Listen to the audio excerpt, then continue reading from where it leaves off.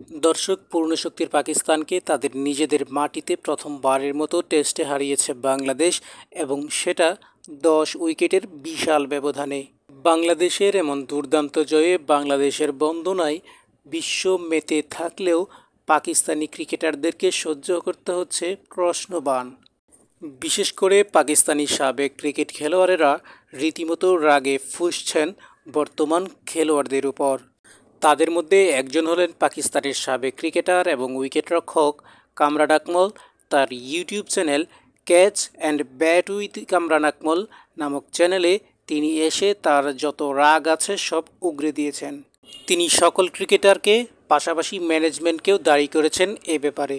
তবে তিনি সবচেয়ে বেশি দায়ী করেছেন বোলারদেরকে, বিশেষ করে পেস বোলারদেরকে। শাহিন শাহ আফ্রিদি এবং নাসিম শাহকে লক্ষ্য করে তিনি বলেন, আজকে যদি ওমর গোল এবং শোয়েব আখতার বল করত, তবে একই সময়ে তারা বাংলাদেশি ব্যাটসম্যানদেরকে 2 বার করে আউট করত।